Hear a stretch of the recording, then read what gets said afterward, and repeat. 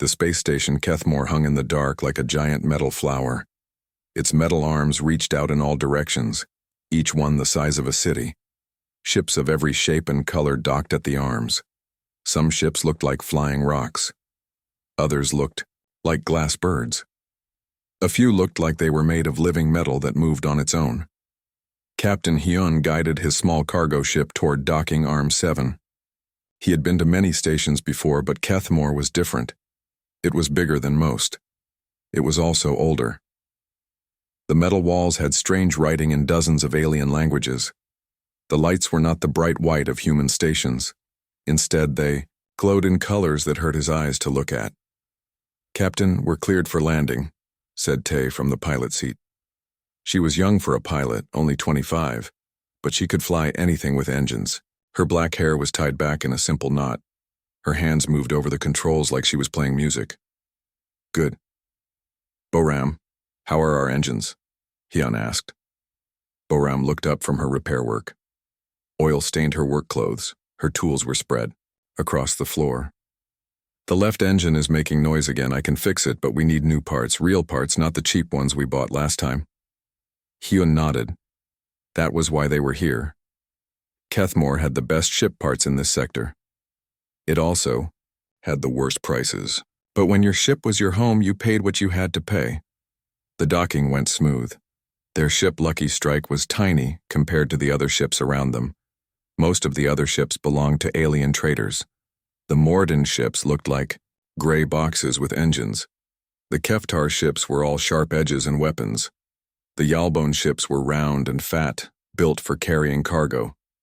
"Remember the rules," Hyun told his crew as they walked down the docking ramp. "Don't stare at anyone, don't touch anything that glows. If someone offers you food, say no. We're here for parts and supplies, nothing else." The main corridor of the station was huge. The ceiling was so high that Hyun could not see the top. Aliens of all kinds walked, crawled, and floated past them. Some were tall and thin like walking sticks. Others were short and round like living boulders. A few did not have bodies at all, just floating clouds of light. Most aliens ignored the humans.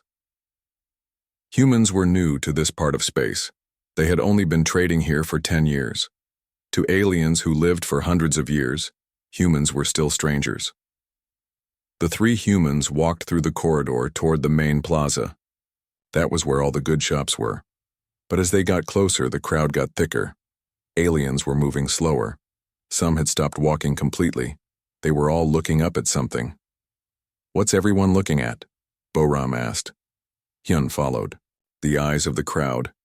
High above the plaza, something hung from the ceiling. At first, he thought it was art. Many alien stations had strange art that humans did not understand. But as they got closer, he saw what it really was. It was a cage. No, not a cage. It was more like a glass box. But the glass was not glass at all. It was some kind of energy field that glowed with soft blue light. And inside the energy field was a person. "Is that," Tay started to say. "A prisoner," Hyun finished. He had heard of this, but he had never seen it before. Some alien governments did not just kill criminals. They put them on display as warnings to others. The person in the energy field was female. She looked almost human, but not quite. Her skin was pale blue. Her hair was white as snow. Her ears came to sharp points. She was wearing simple clothes that looked like they had once been nice but were now old and faded. But the worst part was her eyes. They were open. She was awake. She was looking down at the crowd below her. She had been hanging there for who knows how long, watching everyone go about their lives while she could not move. "How long has she been up there?" Boram whispered. An alien near them heard the question.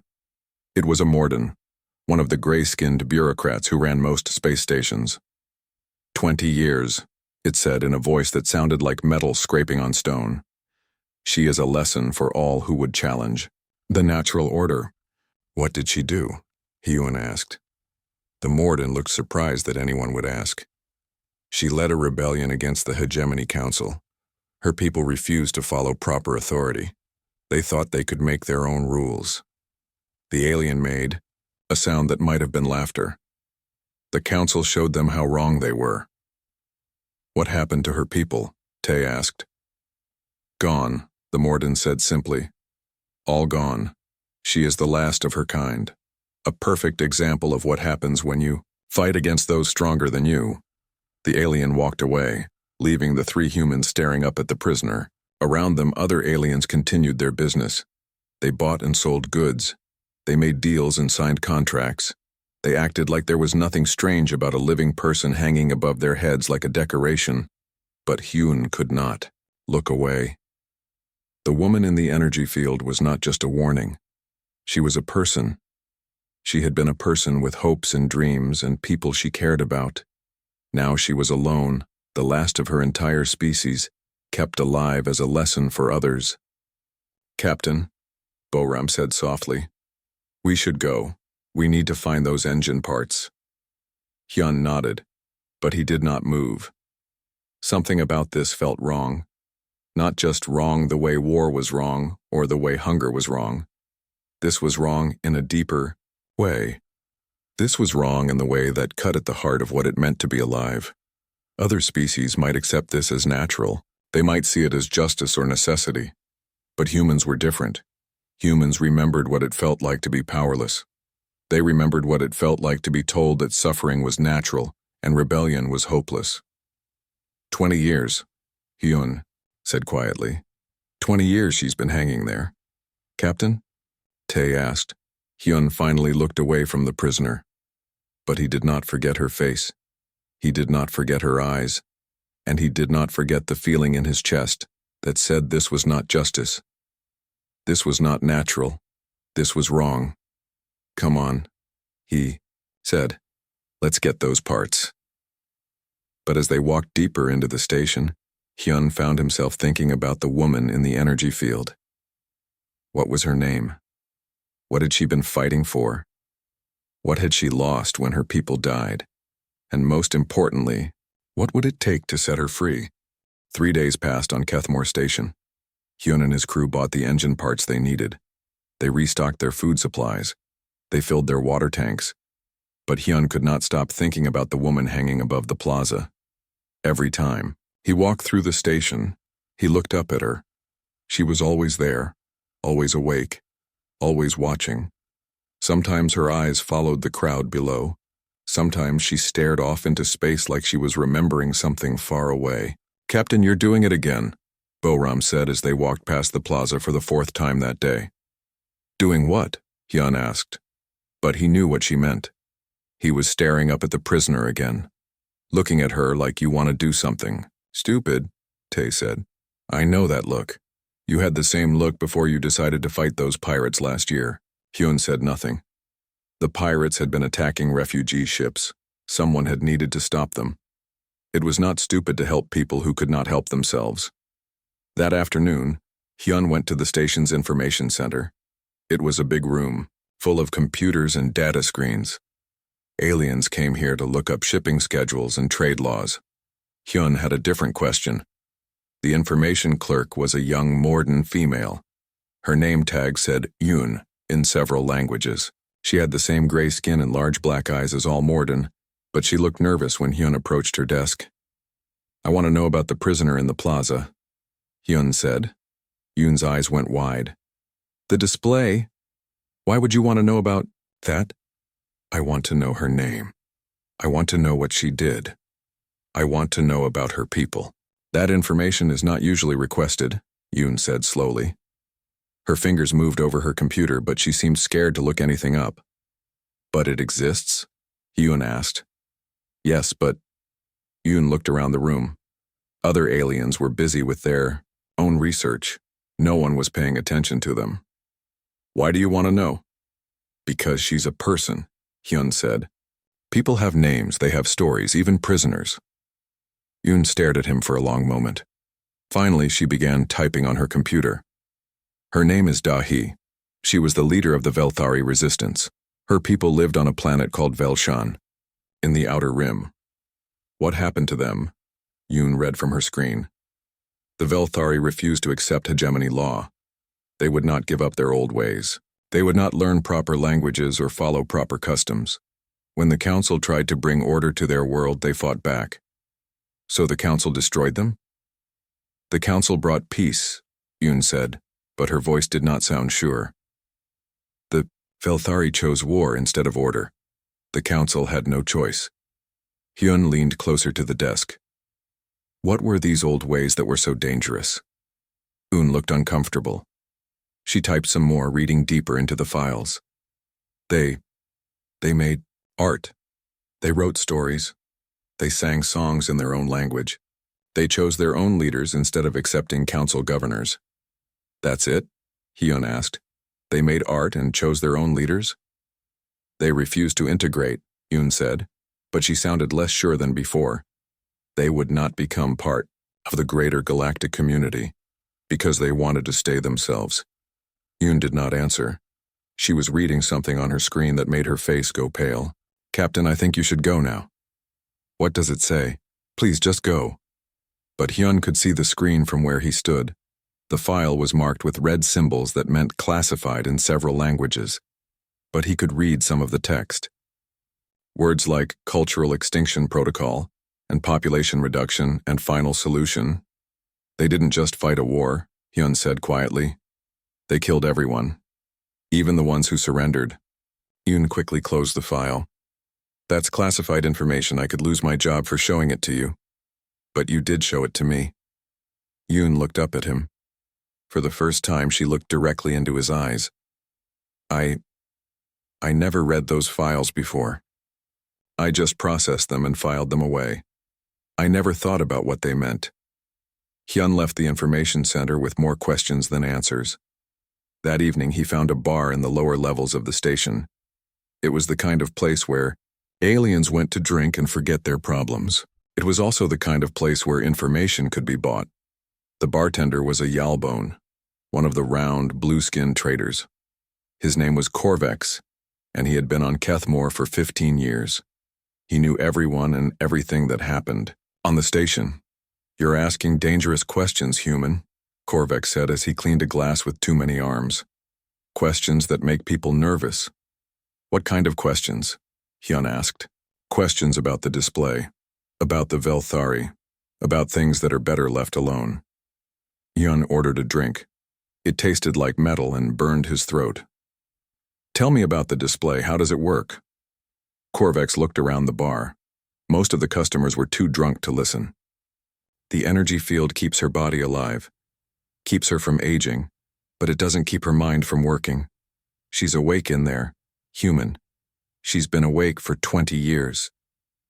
20 years of being unable to move, unable to speak, unable to die, Corvex added.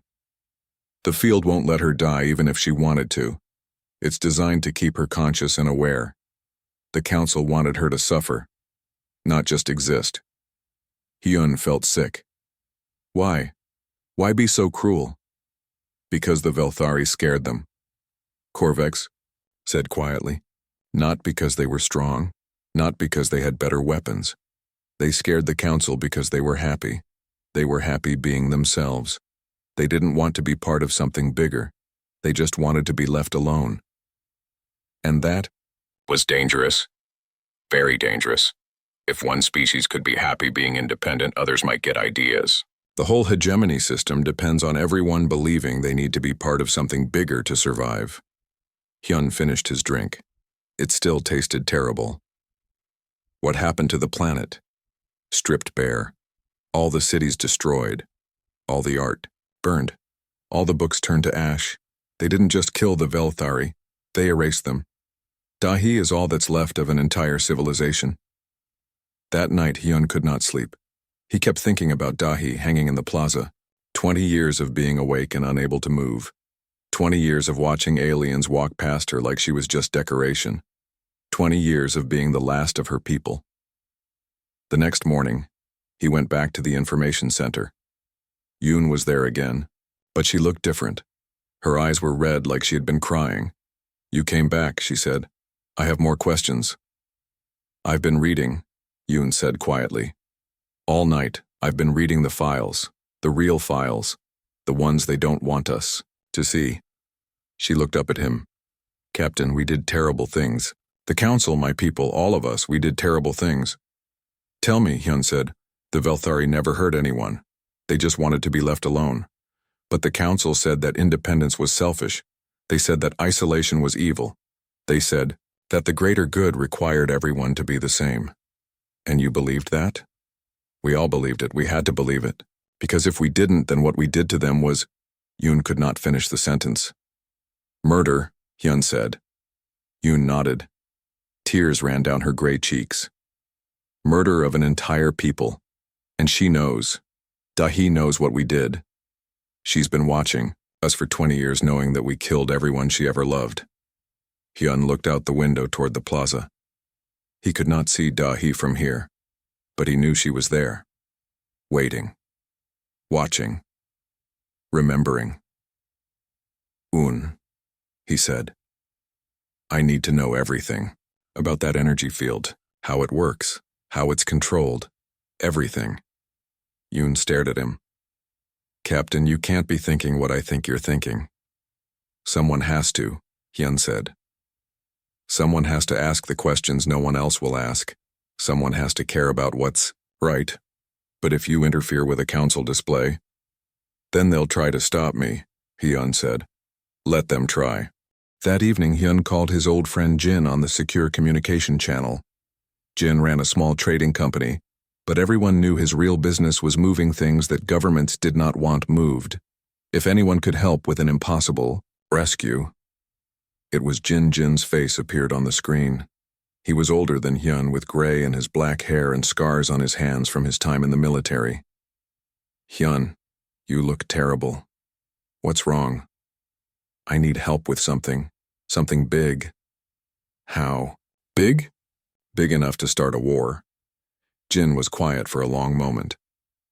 Tell me. Hyun explained everything. Dahi hanging in the plaza, the genocide of her people, the 20 years of conscious torture. When he finished, Jin rubbed his face with both hands. Hyun, I understand why you want to help her, but do you know what you're asking? I'm asking you to help me save someone who doesn't deserve what happened to her. You're asking me to help you commit an act of war against the Hegemony Council, Jin said. That display isn't just a prisoner. It's a symbol of council power. If you interfere with it, they won't just come after you. They'll come after all humans. So we do nothing? We survive, Jin said. Human colonies are still small, still weak. We have maybe 50 million people spread across 12 worlds. The Council has billions of soldiers and thousands of ships. If they decide we're a threat, they'll wipe us out like they wiped out the Velthuri. Exactly. Jin leaned forward. Hyun, I know you want to do the right thing, but the right thing might get our entire species killed. Hyun stared at the screen. Jin was right. Humans were new to this part of space. They had no powerful allies, no big fleets. If the Council decided humans were dangerous, it would be over fast. But when he closed his eyes, he saw Dahi's face. 20 years of watching the galaxy go by. 20 years of being alone with her memories of everyone she had lost. Jin, he said quietly, what's the point of surviving if we become the kind of people who leave others to suffer? Jin was quiet for a long time. You're really going to do this, aren't you? Yes. Then you'll need more than good intentions. Jin started typing on his computer. The energy field around her is Council technology. Military grade. It has motion sensors, pressure sensors, and telepathic monitors. If you get within 10 meters of it, alarms will go off. There has to be a way. Maybe. But it won't be easy and it won't be safe. Jin sent Hyun a data file. Those are the technical specs I could find. Study them. If you still want to do this in 3 days, call me back. The next morning, Hyun met with Boram and Tae in their ship. He told them everything. When he finished, Boram was staring at her tools like they might have answers. Captain, she said slowly, I can probably shut down the energy field, but I'll need to get close to the control systems. Really close. How close? I'll need to touch the base of the field generator, and I'll need at least 10 minutes to work. Tay shook her head. 10 minutes is too long. Security will spot us in 3 minutes, maybe less. What if we had a distraction? Hyun asked. What kind of distraction could keep station security busy for 10 minutes? Before Hyun could answer, someone knocked on their ship's door. Boram opened it to find Yoon standing outside. The young Morden looked scared, but determined. I want to help, Yoon said. Help with what? Tae asked. With freeing Dahi. I know what you're planning. I can see it in your faces. Yoon stepped into the ship. I've been reading more files, learning more about what my people did. I can't undo it, but maybe I can help fix a small part of it. Hyun studied her face. It's dangerous. If they catch you helping us, they'll execute me. I know. Yoon's voice was steady. But I can't live with myself if I do nothing. I work in the information center. I have access to security schedules. I know when the guards change shifts. I know which cameras watch what areas. That's not enough, Boram said. We still need a distraction. What about a system failure? Yoon asked. What if the station's main computer had problems? What if lights went out in some areas? What if elevators stopped working? Tae looked interested. Could you do that? Maybe. If I had help. If someone who understood human computers could help me write the right programs. Boram grinned. I think I can help with that. They spent the next 2 days planning. Yoon brought them maps of the station's security systems. Boram figured out how to disrupt the energy field without killing Da-hee. Tae planned escape routes through the station's service tunnels, but they were not the only ones planning. On the second day, an old Keftar warrior named Morak approached Hyun in the plaza. Keftar were tall and thin, with 4 arms and skin, like metal. They were the council's best soldiers. Human. Morak said in a voice like grinding stone. I know what you plan to do. Hyun tensed, ready to fight or run, but Morak did not attack. 20 years ago, I was a young soldier, Morak continued. I was there when the council ordered the destruction of Velshan. I followed orders. I did my duty, but I never forgot the look in their eyes when they realized we were going to kill them all. Why are you telling me this? Because tomorrow, when you attempt your rescue, the plaza security will be understaffed. 2 guards will call in sick. The backup systems will be running maintenance checks, and the security captain will be having lunch in a place with no communication access. Hyun stared at the old warrior. Why would you help us? Because I am old now. Too old to keep pretending that following orders makes evil actions right. Morak turned to walk away, then stopped. Human, if you succeed, the council will hunt you forever. Are you prepared for that? Are you prepared to live with yourself if we don't try? Morak made a sound that might have been laughter. You think, like a Keftar warrior, honor over safety. Perhaps that is why your species troubles the council so much. The night before the rescue, Hyun could not sleep. He walked to the plaza and looked up at Dahi. She was looking down at him. For a moment, their eyes met across the empty space. He could not read her expression, but he hoped she understood that someone cared. Someone was trying.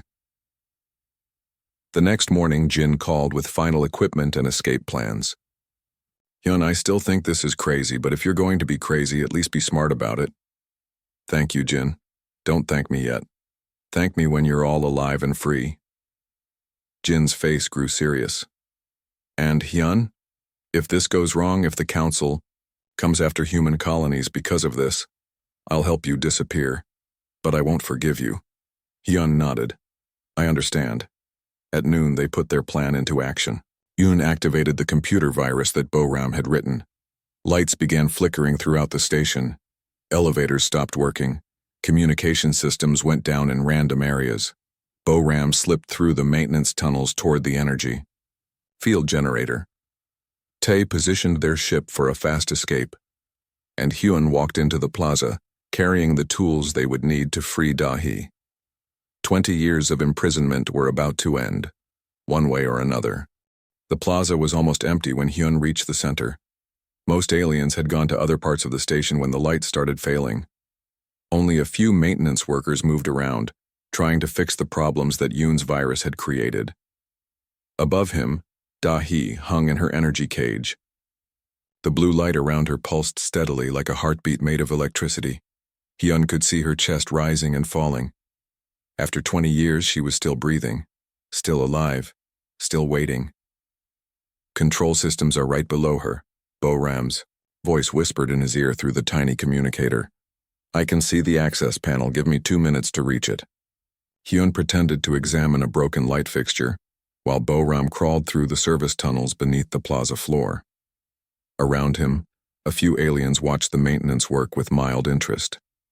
None of them seemed to notice that anything unusual was happening. I'm in position, Bo-ram said. Starting work on the field generator now. The energy field around Da-hee flickered. Just for a second, the blue light dimmed. Da-hee's eyes moved, looking down at Hyun with something that might have been hope. Security is heading your way. Yoon's voice came through the communicator. 2 guards, maybe 3 minutes out. How much more time do you need? Hyun asked quietly. 5 minutes, Bo-ram said. Maybe 6. The system is more complex than I thought. We don't have 6 minutes. Then find a way to get them. Hyun looked around the plaza. The few aliens present were starting to notice that something was wrong with the energy field. One of them, a tall Morden official, was reaching for his communication device. Hyun walked over to the official. Excuse me, do you work here? Yes, I am Assistant Administrator Velkoth. Who are you? Captain Hyun of the human ship Lucky Strike. I think there's something wrong with your prisoner display. Velkoth looked up at the flickering energy field. I see that. Maintenance will fix it shortly. Are you sure it's safe? What if she escapes?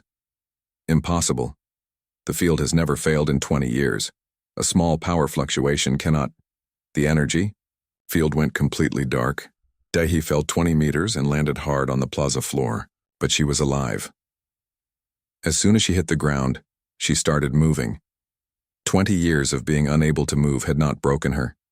She pushed herself up on her hands and knees, then slowly stood. Impossible, Velkoth whispered. Da-hee looked around, the plaza with wonder, like she was seeing the world for the first time. Her white hair hung loose around her shoulders. Her pale blue skin was marked with lines from the energy field, but her eyes were bright and alert. Security! Emergency in the main plaza! Velkoth shouted into his communicator. The display has failed. The prisoner is free. Run, Hyun said to Da-hee. We have a ship. We can get you out of here. But Da-hee did not run. Instead, she walked to the center of the plaza and stood directly under where she had hung for 20 years. She looked up at the empty space above her, then down at the small crowd of aliens who had gathered to watch. My name is Da-hee, she said, in a voice that was rough from not speaking for so long. I am the last of the Velthari people. More aliens were arriving. Word was spreading through the station that something incredible was happening. The display that had hung unchanged for 20 years was broken. The prisoner was free and speaking. 20 years ago, my people chose to remain themselves rather than become copies of others. For this crime, they were all killed. I was kept alive as a warning to others who might think freedom was worth fighting for. Security guards ran into the plaza, but they stopped when they saw the crowd. Shooting into a group of civilians from different species could start a diplomatic incident. Captain, Tae's voice came through the communicator. We need to go. Now. But Hyun was listening to Da-hee. Her voice was getting stronger as she spoke. For 20 years I have watched you all walk beneath me. I have seen how you live your lives in fear. Fear of being different. Fear of thinking your own thoughts. Fear of choosing your own path. A Yalbone trader called out. The council brings order. Without order, there is only chaos. My people had no chaos, Da-hee replied. We had art. We had music. We had stories. We had children who laughed and played games we made ourselves. Was this chaos? The crowd was getting bigger. Aliens were recording Da-hee's words on their devices. Some were broadcasting live to their homeworlds. You say the council brings peace, Da-hee continued. But what is peace without freedom? What is order without choice? You have traded your souls for safety, and now you live as slaves who thank their masters for their chains. Enough! Velkoth pushed through the crowd. Behind him came more security guards, these ones with weapons. You are a criminal. Your words are poison.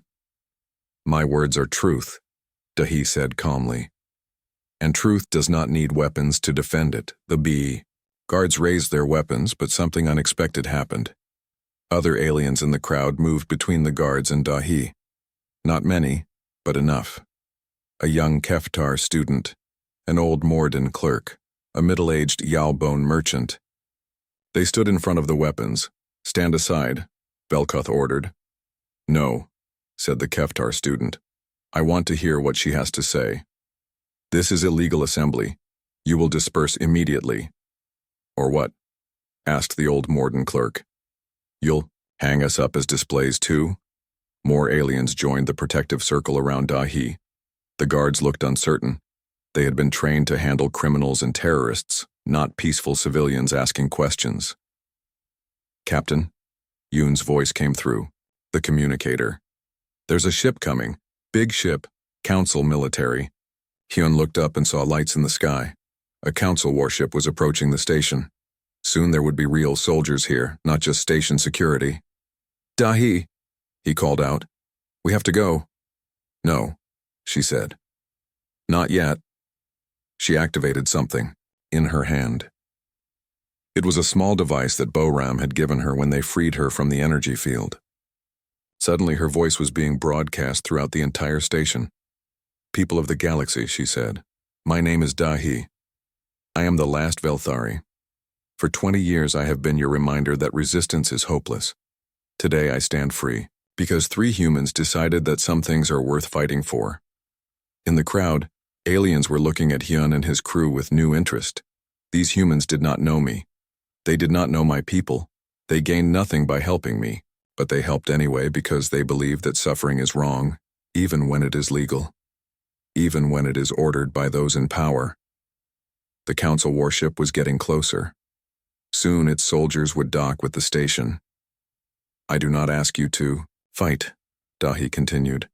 I do not ask you to rebel. I ask you only to remember what you have seen today. Remember that cages can be broken. Remember that some people choose courage over safety. Remember that the galaxy does not have to be the way it is. A new voice spoke over the station's communication system. It was calm and professional. This is Captain Wu of the Earth Diplomatic Corps ship New Seoul.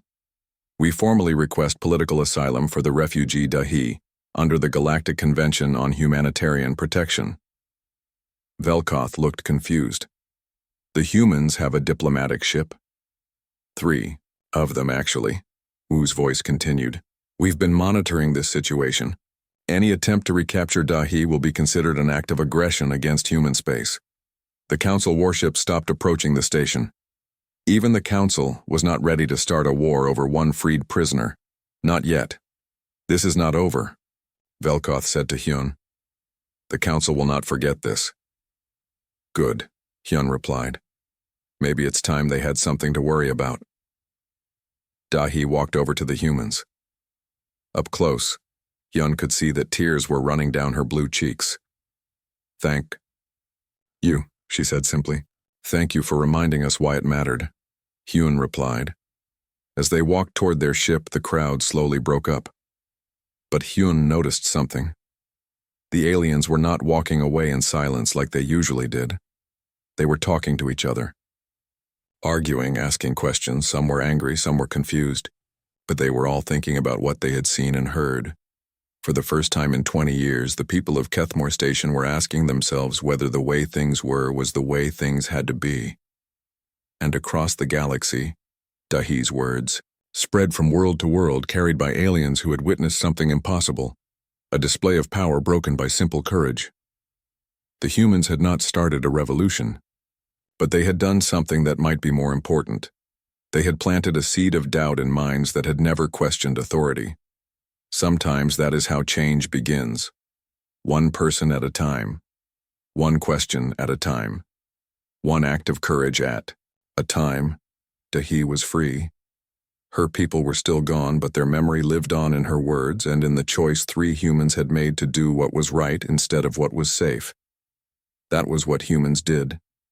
And now the galaxy knew it.